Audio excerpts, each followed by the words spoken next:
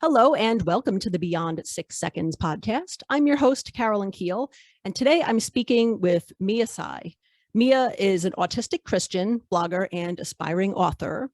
Diagnosed at age 26, she's become an autism supporter and strives to bring hope and encouragement to other misunderstood neurodivergent Christians like herself. Miya, welcome to the podcast.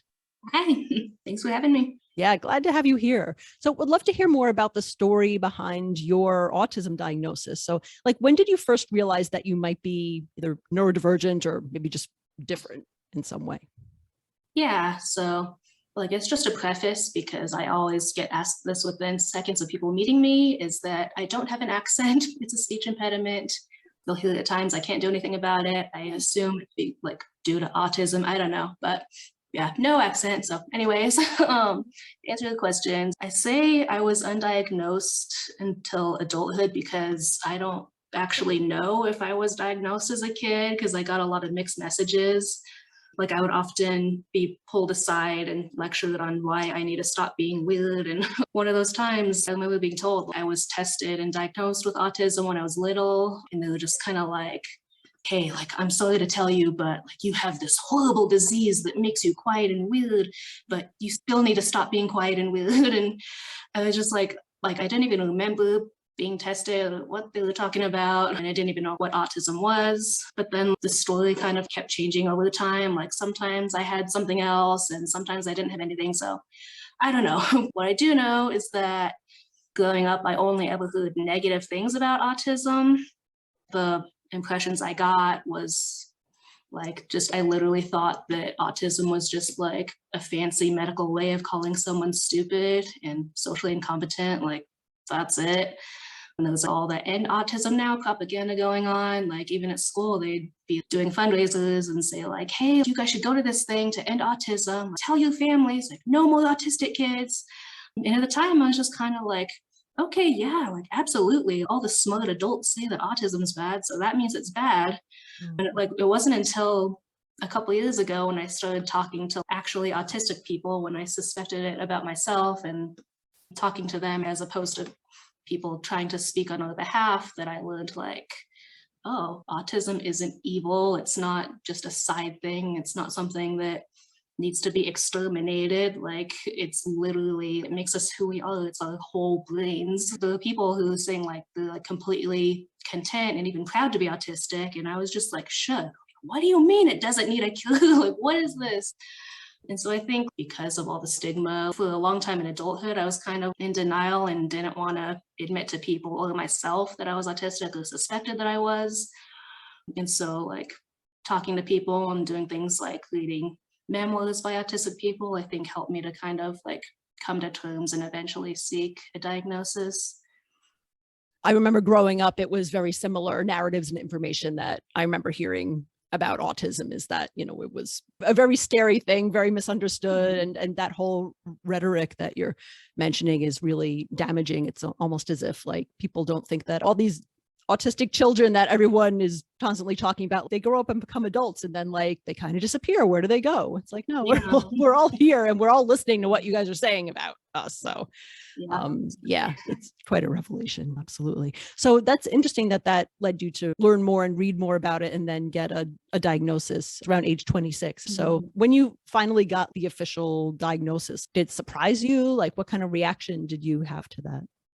The diagnosis itself was kind of just a side note because I had a hunch, and it was just kind of the whole process leading up to it that was, I think, the most impactful, because I wasn't always who I am now before I was a Christian, because in my BC days I was just so hateful and angry and miserable and just hated people passionately. It went beyond typical teenage angst. I was someone who just wished bad things, even death upon people. I was kind of sadistic. I wanted to fight people. And I think if I had been gutsy enough and less socially anxious, I might have been someone who did get into fistfights and been a bully. Because I was just so angry at the world and so mad that I didn't understand why I was different than everybody else and why I didn't have the social abilities and capacity that everyone else did.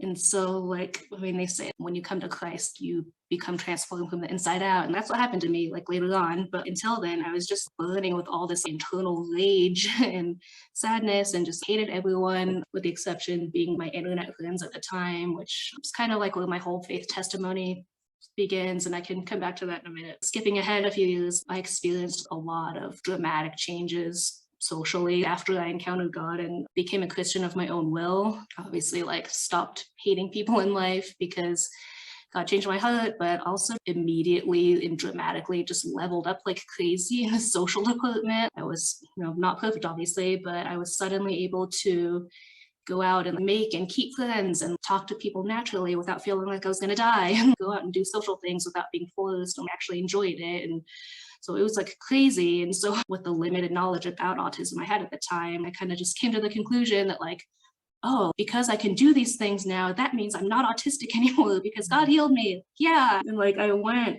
almost a decade honestly believing that and telling people that, which now I feel so bad about because it obviously promotes harmful ideologies. So, like, apologize on behalf of my past self, but I was just so blissfully unaware and unknowingly intensely masking for a decade because that's what society expected me to do, but also just convincing myself that it was actually who I was, like all my quote unquote bad qualities were just a thing of the past and gone forever. Like, I just kind of thought autism was just like a side thing, like a personality add-on that could be kicked like a bad habit. Like, I had no idea how all encompassing of the brain it is. And I didn't even know about things like sensitivity and stimming until way later. But then a couple years after college, I started having my downfall, as it were. Found out later it was autistic burnout, but I didn't know that because I still thought I was quote unquote healed. But like, I was just like struggling socially again, and just getting overwhelmed so easily by everything. I didn't have it in me to do social things anymore. And even at my job, we got to the point where all the times I could hardly talk, or just put words into sentences and make them come out, and couldn't make eye contact. And I would shut down anytime the phone rang or someone needed me. It was like all my short-lived quick wit and talkative nature and social energy and like go-getter attitude just completely died. And I was just like, what is going on? What is happening to me? And it became like a lot of like heavy self-abuse mentally. Like, oh my gosh, like, I'm just so stupid and lazy and selfish and weak. All these things I've been told throughout my life for just being this way. Like, I'm not trying hard enough. Like, I can't anymore. Like, I actually can't. I want to be helpful to people and dependable, but now I can't even hold simple conversation. And it's all this executive dysfunction, and I'm becoming apathetic, so I'm evil for that. Like, I'm a failure. I don't deserve to call myself a follower of Christ. Like, even church stuff now kills me. Like, I just want to hide. I can't let anyone see me like this. Why is this even happening? What did I do? I should know better. That's like what it always comes back to, is like, I should know better than to allow this stuff to be happening. And I'm an abomination for quote unquote allowing it to happen anyways. I was just like, oh, I just need a new job and a change of pace. Like, that'll fix it. But then, like, 3 jobs later, I was still the same. So I had to start asking questions like, am I autistic again? Have I always been, but I was just faking it and lying to myself? Like, maybe God took some aspects of it away, but not all of it. Like, I don't know. Like, I just need to go get checked out. And so, yeah, I went, like, did the thing, got a diagnosis, and I was just kind of like, okay, I guess I'm autistic. It wasn't like the magical epiphany moment that a lot of people seem to have, at least like in the moment, but like slowly it started catching up to me until finally it was just like, oh, so that explains my whole life. Like, that's insane. And so since then, it's just kind of been this journey of like figuring out what this means in the context of my faith. And that's amazing. And so much of what you're describing is so familiar. The masking, and then the performing really well, and like, just doing all the things that you're supposed to do, and then burnout because it's just not sustainable. And then the confusion, and especially since, we just didn't have a lot of good information about autism and what it really was, and just trying to figure out what's going on is really, really such a challenge. You've had a really fascinating journey with, it sounds like sort of an evolution of your relationship with God, or with Christ. When you first became a Christian, was it like one particular moment that was like a big religious epiphany for you, or how did that come about? Yeah, it started off with a big moment, but it was also stuff leading up to it. Like I kind of grew up in a Christian home and we kind of went to church sometimes, but like I didn't know what anybody was talking about and I didn't care because it wasn't interesting to me. But over time, like throughout all the like dysfunction at home and all my autism struggles socially, I ended up on the one place that I felt like I belonged, which was the internet, old school social media and chat forums, like older than even I think MySpace maybe. Through that, I was able to make friends finally. It kind of like come and go, but there was one individual who I became extremely attached to and just like dependent on for emotional support to an unhealthy level.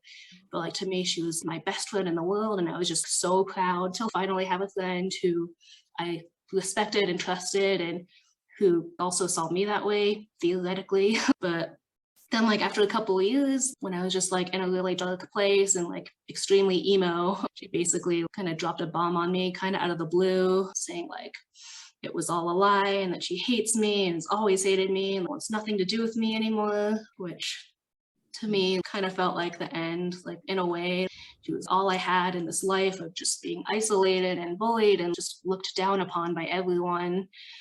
And like I do want to clarify that I'm not trying to throw shade at online friendships because I totally stand them and I still have a lot of them. But in this case, I was just completely idolizing this person and expecting her to be my savior basically, but like I wasn't a Christian, so I didn't know that. I didn't realize I was doing that. But anyways, after that happened, I was out longboarding like I often did, and it was my usual just angry, sad, in despair about everything all the time mindset that I always had about everything, except like times a million this time because of what happened. But then like while I was out there, I had this sudden shift of all these different thoughts and attitudes that I would have never had on my own, just kind of like started coming in and giving me hope and telling me like, you've done everything you can to try and save this friendship and to make this lifestyle work, but it's over, it's done. And you can keep destroying yourself trying to make it work when it won't, or you can turn away from it, get up, walk away from it, and follow this better path that's yours to take if you choose it. And usually I would have laughed at that idea, like, no way, have you seen me? Like, I'm incompetent. No one will ever like me. And I've blown so much away in my real life. I treated people badly because I thought I didn't need any of them because I had this one person. I'm not capable of living a normal life outside the internet. It's just not possible. Then it was like, as it would turn out, like, yeah, on my own, I probably couldn't, but then with God, I could, and I did, even though that sounds so cheesy, but like, it's what happened. Cause like, as this was all happening, I had this sudden conviction of like, I need to live my life with God and just seek him and get to know him. Like, what have I been doing this whole time? It was just a sudden realization of like, oh God, like he made me, he loves me. So like I want to have a relationship with him. And so just that day just made that decision, like I'm gonna commit to this. I don't know anything about God, but I want to change that. And since then, it's just like transformed me so dramatically. Some things obviously naturally took time, but other things were literally immediate, overnight, and lasting. Like stopped hating people in life, and my addictions to being sad and pessimistic about everything were just completely gone and became like a genuinely happy person. And there was like obviously all the social stuff that led to me thinking autism was gone for a while. But yeah, just like since then, it's just been on this like insane journey with God that like I would have never imagined for myself. I would have never imagined possible of like even just doing basic life things. And yeah, like it's still going and like always continuing to learn. Oh, so it sounds like you really had like a turning point in your thoughts in that one time Out life. of nowhere, yeah.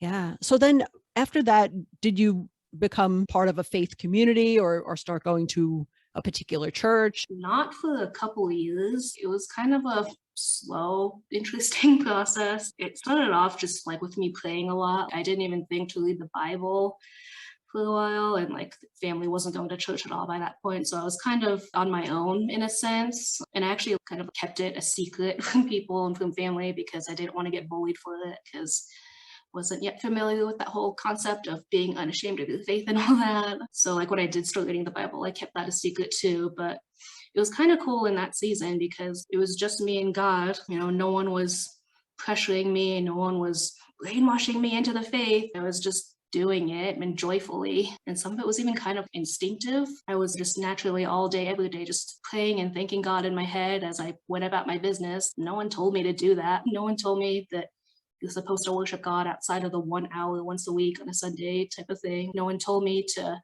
pick up a Bible, but I wanted to so I could learn about God. And so I don't know, it was just like a cool season. That's really cool. I think everyone's relationship with God is very personal. There's no one right way to do it. So that's really powerful.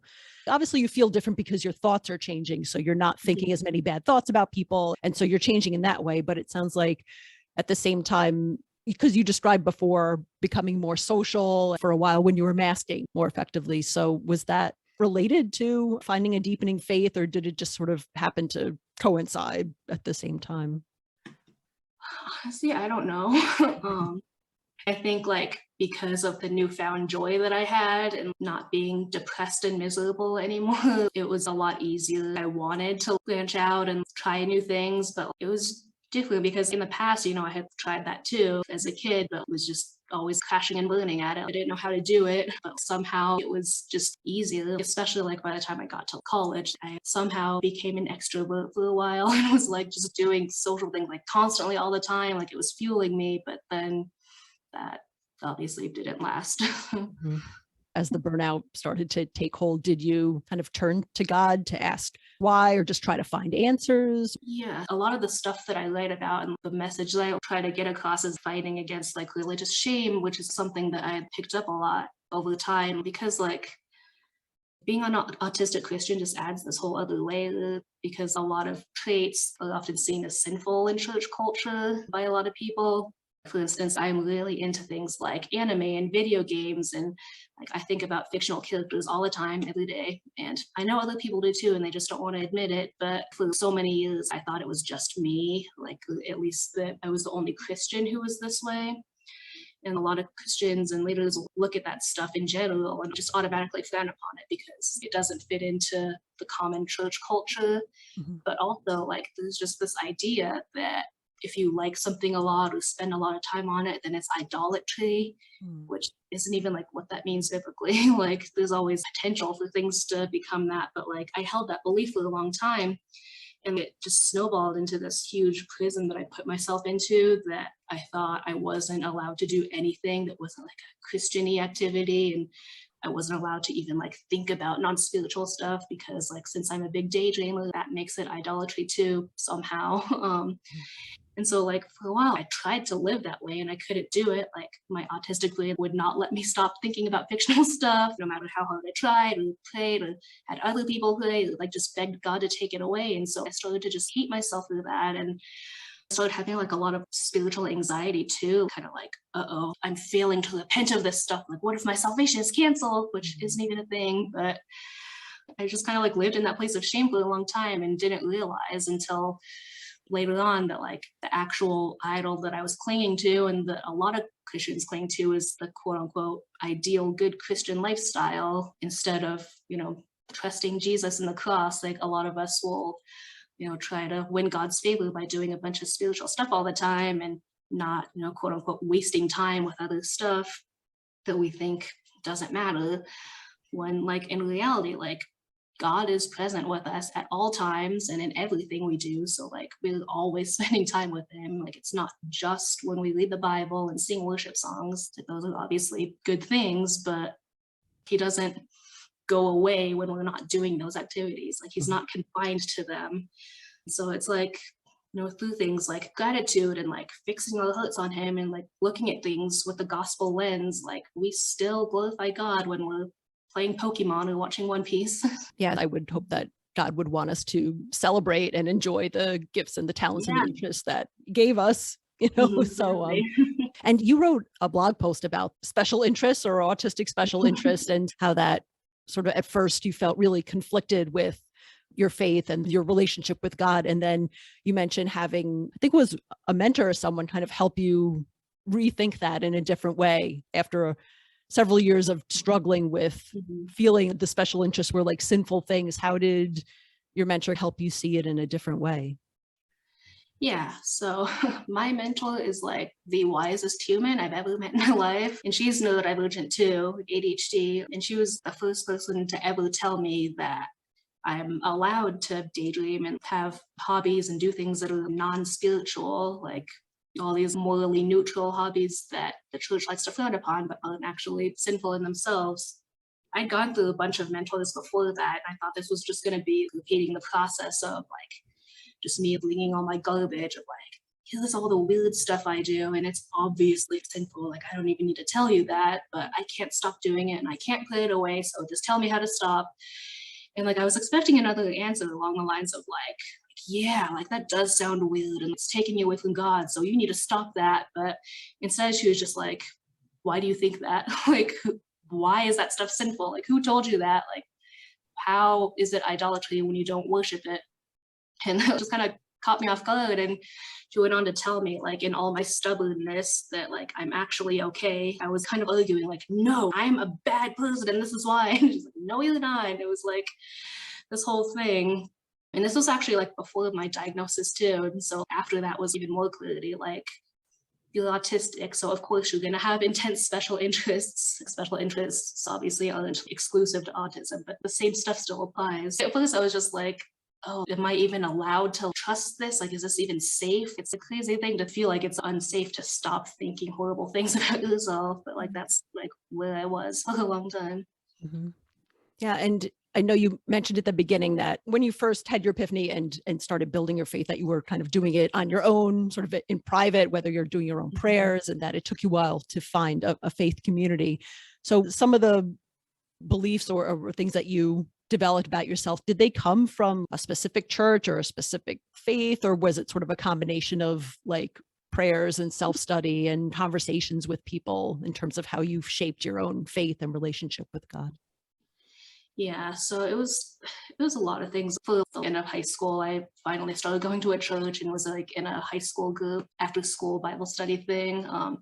Then in college, I was heavily involved in a lot of different campus ministries, and I've been to different churches. And like that's the thing, despite everything, like I've actually had extremely good church experiences for the most part. I'm lucky in that way, which is sad because that should be the norm and not the exception. But it's like if even I still picked up these harmful messages as an autistic person, then how much more is that the case for autistic people who haven't been so lucky and who've been in like heavily legalistic, finger pointing, shaming churches? Like, I want to be someone who can say to those people, like, it's okay. Like, God loves you and like literally made your brain. People who've come alongside me too is just kind of saying, like, let's look at what the Bible says and doesn't say. Obviously, like, I'm not going to be right about everything. None of us are going to be right about everything with theology, but there are different and biblical ways of looking at a lot of this stuff that is different from the shameful ways that a lot of us have been taught.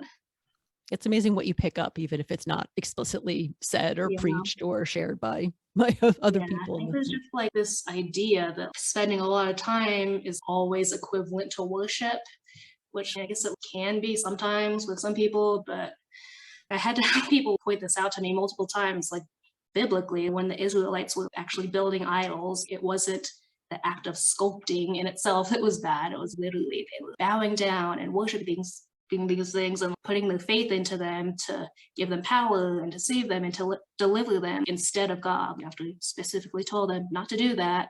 Mhm. And a lot of people now look at that and say, oh, that's the same thing as watching a lot of TV. I'm like, no, it's not. Like, Mm.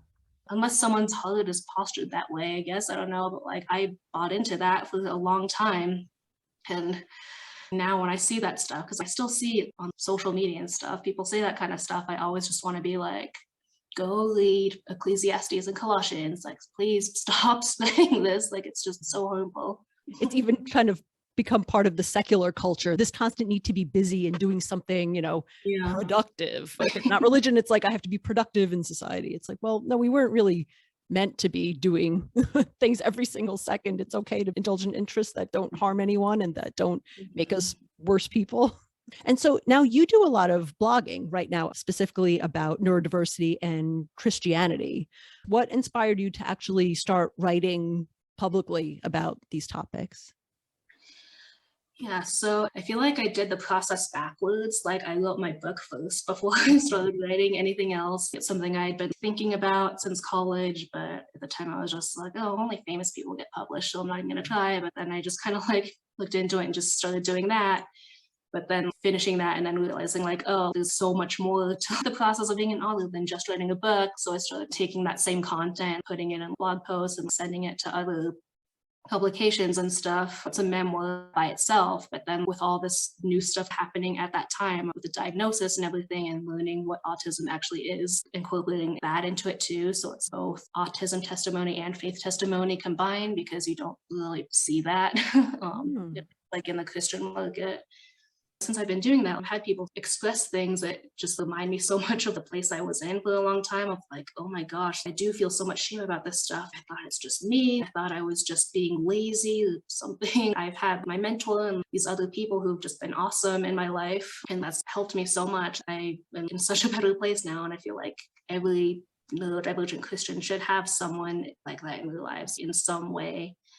So while I can't obviously be everyone's mentor, I want to share some of the wisdom I've gained and the stuff that I'm continuing to learn that nobody's talking about. Yeah, I think that it's such a great resource to be able to share those experiences because, yeah, I haven't heard a lot of people sharing about their faith and how it ties into their own neurodivergence or their own autism. So I think it's such a great resource. And the way that you write it is very much like sharing your own stories and then tying it back to your faith and your relationship with God and how you've grown as a person, how your thoughts and beliefs have changed and evolved over time. So it's just really interesting. I know you're blogging. Did you finish the book and it's not published? Are you still kind of working on a book? Yeah, the book is done. I'm in the querying process. Like in the meantime, I'm posting updates and snippets of content that's related to all this.